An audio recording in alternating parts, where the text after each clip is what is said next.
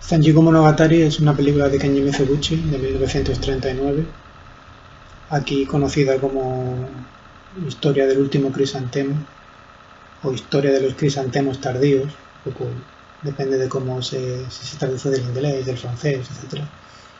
Igual más adecuado el primer título, el último crisantemo, porque es la historia del último representante de una saga de actores. Ya se sabe que el crisantemo es la flor nacional en Japón y está asociada a diversos significados relacionados con la permanencia, con la sabiduría, con el arte, etc. Es la primera, probablemente la primera obra cumbre de Kenji Mizoguchi, aunque la verdad es que rara vez se suele contar entre las más importantes suyas, que están un poco centradas en sus films de los años 50. Casi todas las películas de Kenji Mizoguchi más populares son las últimas, de los últimos años de su vida, y es muy raro que en una relación de las mejores películas suyas entre esta cinta. No sé actualmente cuál es el estado actual del prestigio de Kenji Mizoguchi. Sé que fue muy importante en los años 50 y 60, cuando al prestigio nacional, el prestigio interno que ya tenía, se unió el que adquirió en festivales europeos. En ese momento seguramente era el cineasta japonés más importante.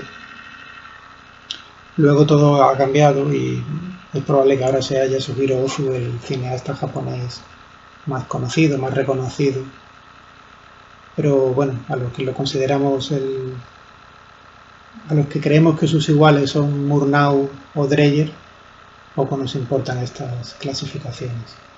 Es difícil que el Mizoguchi vuelva a tener aquel prestigio inmenso de los años 50, sobre todo porque es un cine cuadrado, un cine en blanco y negro, salvo dos películas, un cine sin música o solo una música incidental, con poco sentido del humor, no hizo comedias, o por lo menos no se conocen comedias suyas de entre las películas supervivientes, no abiertamente comedias, alguna hay al principio de los años 20 y 30, pero no muy abiertamente cómicas. Siempre se habla de los códigos del cine japonés para poner una especie de barrera con este cine, y no tiene sentido, y menos todavía en el cine de Mizoguchi, donde no hay nada externo, no hay nada añadido externamente como estructura, como coraza, sino que todo lo que vemos es absolutamente interno, todo es una construcción que da como resultado la película que vamos a ver. Hay varios datos que son interesantes, que tampoco tienen mucha importancia, pero que ayudan un poco a contextualizar esta película. El primero es que esta es la primera parte de una trilogía de la que no conocemos las otras dos partes porque no han aparecido, no figuran actualmente en ningún depósito de ninguna filmografía, de ninguna filmoteca, perdón. Con lo que es una obra que queda un poco aislada, la última de los años 30 suya, y si a eso se le añade que las dos anteriores tampoco han aparecido, pues esto da como resultado que esta obra de 143 minutos, la segunda más larga de las que sobreviven suya, pues esté un poco corta de referencias para poder entenderla cabalmente. Es una película, esta trilogía es una trilogía sobre el teatro, pero sobre el teatro kabuki, que es el teatro japonés, que estuvo vigente sobre todo entre los siglos XVII al XIX, fue su época de auge. El teatro kabuki no es el teatro occidental, evidentemente, es más parecidos, es como una mezcla del espectáculo de variedades que aquí conocemos, con cante, con baile. Y allí un poco estaba la frontera con el bunraku, con el teatro de marionetas, era bastante difusa, con lo que esto daba como resultado que era un arte muy popular, era un teatro muy popular. Y esto es importante a la hora de ver la película, porque no entiende Mizoguchi estas películas sobre el teatro, y cualquiera que se acerque a ellas no puede esperar una disertación sobre el arte de interpretar tal y como lo conocemos en Occidente. Un dato curioso es que el kabuki fue un teatro de mujeres exclusivamente, que hacían todos los papeles, los femeninos y los masculinos, y posteriormente derivó hacia un teatro de hombres, que ellos hacían todos los papeles, los de hombres y los de mujeres. De hecho, aquí vemos al actor protagonista, a Shotaro Hanayagi, un actor que era Nobel, si no me equivoco, cuando hizo esta película, haciendo de mujer en varias representaciones. La película se desarrolla entre 1884 y 1888 hasta 1894 más o menos, con lo que estamos en el fin de la época de los samuráis, cosa que es interesante tenerla en cuenta, sobre todo porque la siguiente película que aparece en la filmografía de Mizoguchi es justamente la que habla de los últimos samuráis, de Genroku Chusenjura, aquí conocida como Los 47 Samuráis, y que fue la película más famosa de Mizoguchi dentro de los años 40. Y por último, otro dato que tampoco es muy importante, pero que da una idea interesante sobre la película, es que tiene, de los 143 minutos que dura, tiene 140 planos. Así, estamos hablando de una película que tiene una media de un plano por minuto. Esto puede parecer muy poco, y más teniendo en cuenta que hay planos que duran hasta 6 minutos. La copia no es buena, no se conserva una copia nítida, y bueno, la dificultad también que hay para reconocer los rostros de los actores asiáticos, para diferenciarlos, para personalizarlos, pues esto, en vez de verlo como un hándicap, yo lo vería como una oportunidad muy importante, muy interesante para conocer de verdad el cine de Mizoguchi. No es quizá la película más adecuada para empezar a conocer el cine de Mizoguchi, pero se me ocurren muy pocas películas de Mizoguchi que sean mejores para conocer cabalmente a Mizoguchi que esta. Hay una serie de cosas que se repiten siempre que se habla de Mizoguchi que a mí me interesan muy poco. Todas las teorías marxistas sobre él me interesan nada. Todas las historias sobre la tiranía en el rodaje me interesan nada.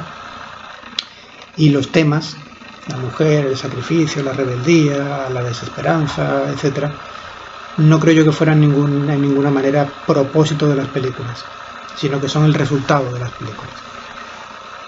Como decía antes, el principio de las películas, el esqueleto de las películas es siempre interno. No hay nada añadido que podamos ver. No hay decorativismo en Mizoguchi en ningún momento. El cine de Mizoguchi es un cine en serio, con lo que la ventaja incomparable para aprender a ver cine que supone cualquier película de Mizoguchi es muy buena. En Mizoguchi lo que importa realmente son las grandes preguntas del cine, las preguntas que cualquiera debe hacerse cuando ve una película. Aquí no es que se puedan responder de manera mejor que con cualquier otro director, pero se puede tener el tiempo suficiente cuando uno ve una película de Mizoguchi para intentar responder a esas preguntas. Las preguntas que se hace el director y las preguntas que se hace cualquier espectador, que se debería hacer cualquier espectador cuando ve una película. ¿Por qué se ha colocado la cámara en determinado sitio? ¿Por qué un plano dura lo que dura? ¿Por qué el plano está rodado y no está en elipsis? ¿Cómo se engarza con el plano anterior? ¿Cómo se engarza con el plano siguiente? En Mizoguchi convive hay una máxima humanista, que no sé si se puede llamar naturalista, sobre la duración de una escena. Una escena tarda lo que los actores tardan en expresarse sin alterar el tiempo, y una distancia y una altura de la cámara profundamente antinaturalista, profundamente humanista, desconcertante a veces, nunca teatral, nunca fija, pero que obliga a recibir la acción de determinada manera.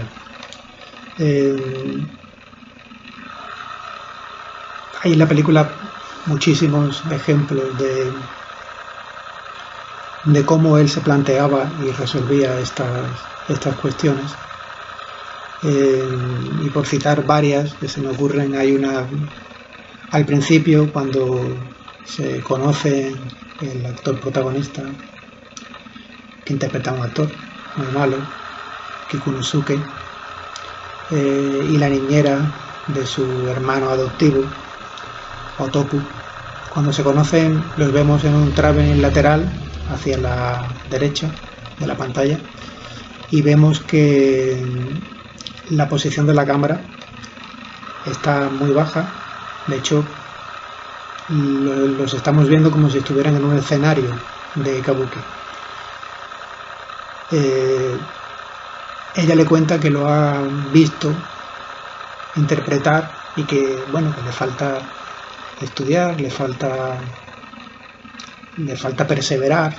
Ella es quien lo anima y quien no lo adula por primera vez, y esto hace que surja entre ellos una relación. Y como digo, lo que importa es que llamativamente esa escena de madrugada sublime está rodada a la altura de un espectador de kabuki, a la altura de un espectador de kabuki como fue ella cuando lo vio a él actuando. Ella es de una clase inferior y entonces se ponía en el patio de butacas, con lo que no estaba en los palcos, y veía a él actuar desde esa posición. Luego lo veremos en una escena posterior muy bonita en la cocina, cuando comparten una sandía, una escena que recuerda a muchas películas americanas, y ahí veremos otro de los elementos que mejor domina y que es más característico del cine de Mizoguchi, que es la profundidad de campo. Vemos como la escena, sin que haya ningún movimiento de cámara, al fondo de la escena hay una puerta, y por ahí va a terminar la escena cuando entren la madre de él y varias otras mujeres que lo van a descubrir la primera vez juntos, y justamente sucede en el momento en el que los cuerpos de ellos están más juntos. Luego, posteriormente, esto enlaza con una escena posterior en la que ella es despedida porque descubren este romance incipiente entre ellos, y veremos otra vez, rimando con la escena en la que se conocieron, la veremos a ella otra vez, pero con una distancia mucho menor a la cámara, y Mizoguchi la rueda otra vez en un traveling opuesto, en sentido opuesto,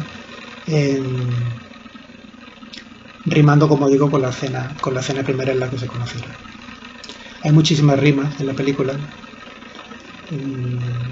Otra que recuerdo es la que se produce cuando él la busca a ella. La busca dos veces, una vez en el pueblo en el que se ha fugado y otra vez en un tren al que ya no se sube, y las dos veces está el traveling lateral rodado de la misma manera. Y bueno, también hay una muy bonita, uno de los más emocionantes reencuadres de la historia del cine, hacia la derecha, en una conversación cuando ella consigue que a él le pueda volver a dar un papel en una obra. En fin, la película está trufada de momentos de una belleza sobrecogedora, una belleza que no pertenece a Mizoguchi. Otros directores la han versado sobre ella, pero que en sus películas alcanza una intensidad y alcanza una perfección inigualable. Como digo, esta es una de las más grandes películas de Mizoguchi, que no se, igual no se puede poner entre las 7 8 mejores porque el nivel continuado de excelencia de su cine en los años 50 es auténticamente impresionante. Pero desde luego sería una película para considerar una de las más grandes películas de los años 30 y y quizá la primera gran obra cumbre de este género.